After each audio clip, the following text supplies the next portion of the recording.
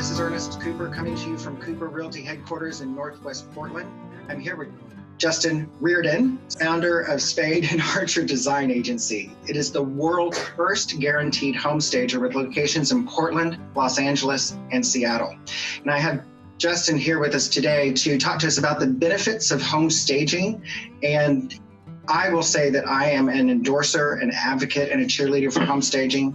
A home will sell for more if it's staged versus not being staged. Justin, I'm gonna hand it over to you. Like I said, you're over here, you're up here, you're right down here, I don't know. But let me ask you this, how are you still in business and how has COVID-19 changed your business model? Absolutely. Well, first off, Ernest, thank you so much for having me out today. I wish I could be there in person with you, but of course we all do Zoom calls, which look like the beginning of the Brady Bunch. So, you never know where you're actually looking at somebody and somebody else is looking at it different. So thank you for taking the time to chat with me. How are we still in business? It has been a bit of a roller coaster. Going through and navigating COVID-19, I often say that it's like running an obstacle course that changes every 10 minutes while you're blindfolded and you have to stay 6 feet away from everybody else who's running the obstacle course. And so every day this thing changes. We've been super lucky in that about 12 weeks before COVID hit, we had looked at our business model and decided to start changing some things. I was buying razor blades. I needed to shave because you wouldn't tell I would shave at all, but since it's my COVID beard, I needed to buy razor blades. It's about 12 weeks before COVID hit. Instead of getting off my butt and going to the store and buying some razor blades, I picked up my phone and I hit buy razor blades from Amazon. And 2 days later, they showed up. And I realized in doing that nobody wanted to take the time to schedule an appointment a week away, go and spend an hour with us, and then wait another 24 hours to get a number for their price. And so we invented this instant pricing tool for our website where you can go on and type in a couple parameters around your project. And in about 5 minutes, you can have an actual price on how much it's going to cost to stage your house.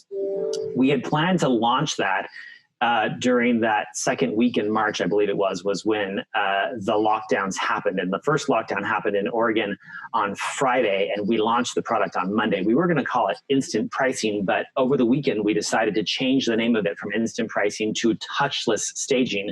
We combined that tool along with going to the job site without anybody else there to just take a look at the project after the price is established, and then also staging the project with nobody on the job site, everybody wearing masks, gloves, having social distancing, wiping everything down with alcohol beforehand and afterwards. And so we turned this process into like this very safe home staging process.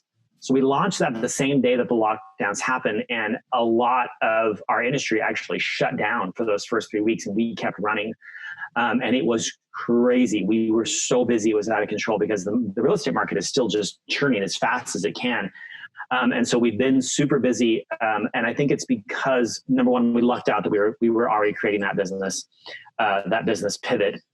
And number two, I belong to an organization called EO where we were having meetings with business owners in China and Italy 3 weeks, 4 weeks before this happened, learning about how they were actually staying in operation. And so I was super lucky to have contacts around the world that had been going through this, on 3 months before we actually had it.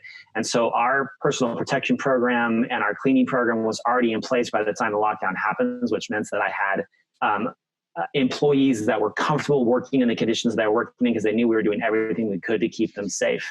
We've been implementing changes along with government recommendations to make sure that our people stay safe, because ultimately it's hard to keep people working right now because it's scary out there.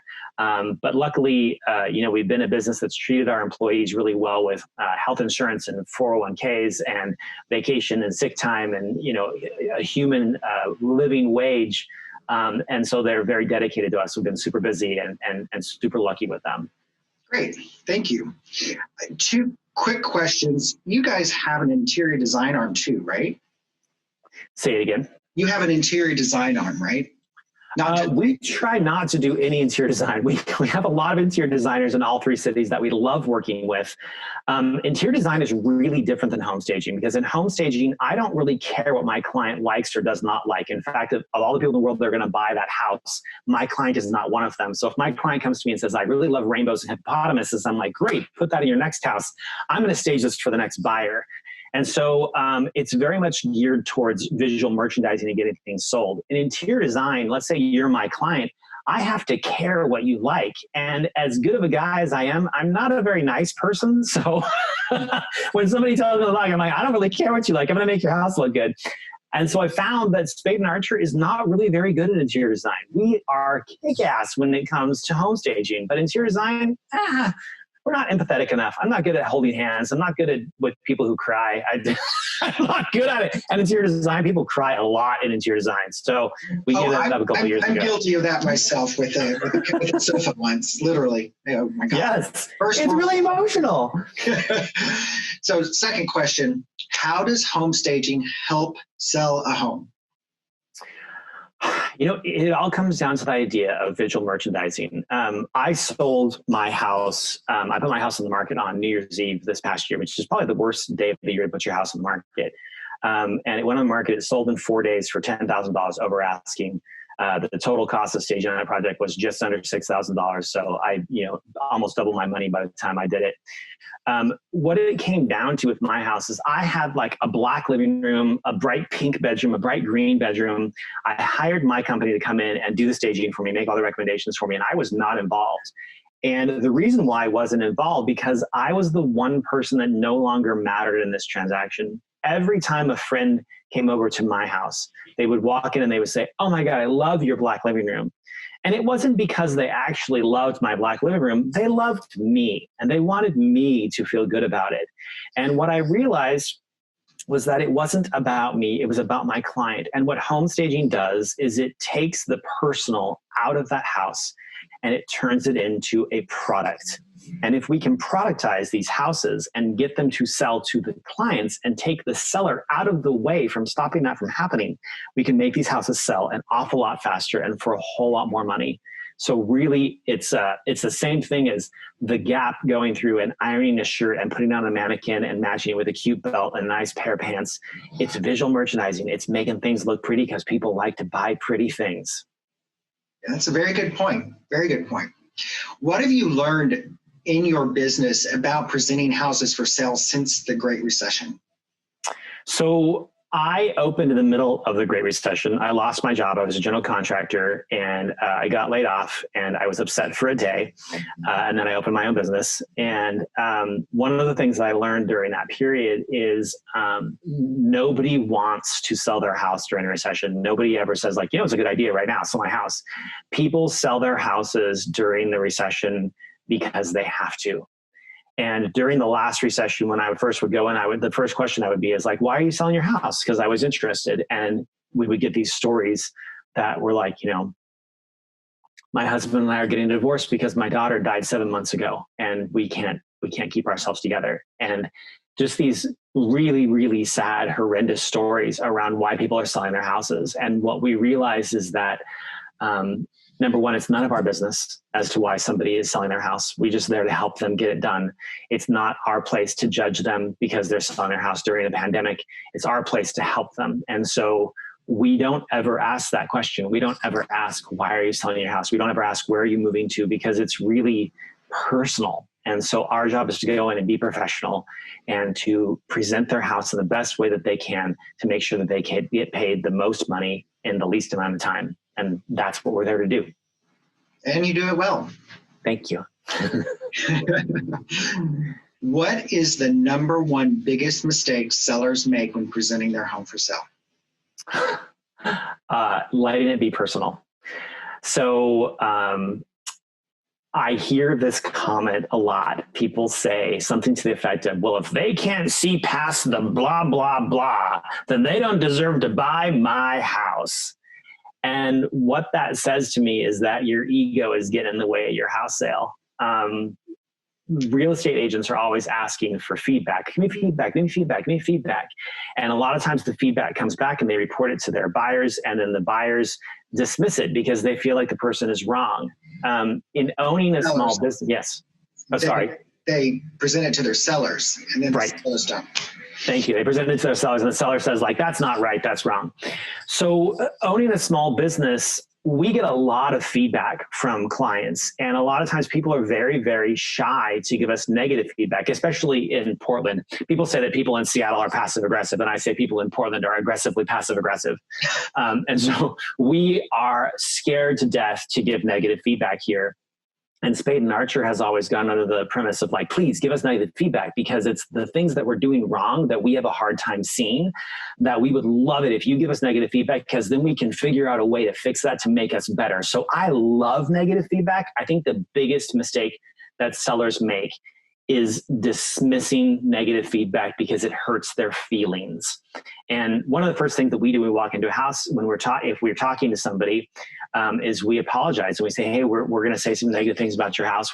We're saying it because we want the house to sell. And if we hurt your feelings, we're really sorry. And so I think getting your feelings hurt around negative feedback is the biggest mistake that sellers make. Yes, I always start off that type of consultation with, I'm the guy at the party that you appreciate, because I'm the one that's going to tell you you have broccoli in your teeth. Yes. Right. Exactly. Right. If my fly is down or I got a booger sticking out my nose, please tell me so I can fix it. Exactly. My father always said, tell someone that they have something that they can fix only if they can do it then. Right. I.e., don't tell a lady she has a run in her stocking if she can't go fix it. Yes, Yeah. exactly. So any parting words of advice or wisdom? And before you go there, I have one question for you. Yeah. You talk a lot about the clients and meeting the clients, et cetera, et cetera. Isn't the vast majority of the time you're meeting with the realtor? Because when I've done it with you, it's you and I. Yeah, it is about 50-50. About half the real estate agents will run the entire process, and I never even talk to the seller at all. And about half the time, the real estate agent acts as a concierge to basically introduce us, and then we go and go forward with the client. So it really depends on the real estate agent and their relationship with the client. Okay. So, yeah. Okay. Any parting words of advice or wisdom? And then everyone needs to know how to get in touch with you. Yes. Okay. So let's get through the little semantics. Let's go through the name dropping first. So it's spade-archer.com. There's instant pricing there. You can get a price in 5 minutes. It's the best thing ever. We do guaranteed home staging, which means that we don't get paid unless you sell your house. If your house doesn't sell, you owe us nothing. We get take payment from closing on that. So it only takes $750 up front. It's a great program. Words of wisdom. Oh my goodness.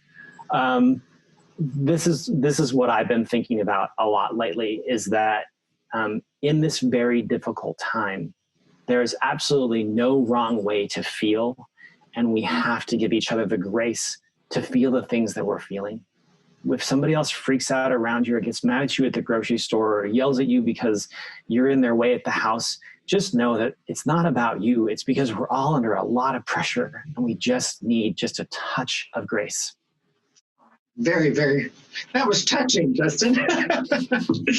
Well, thank you for your time today. And I really enjoyed chatting with you as always. And everybody, this is Justin and Ernest saying goodbye and have an awesome day. Thanks, Ernest. Thank you.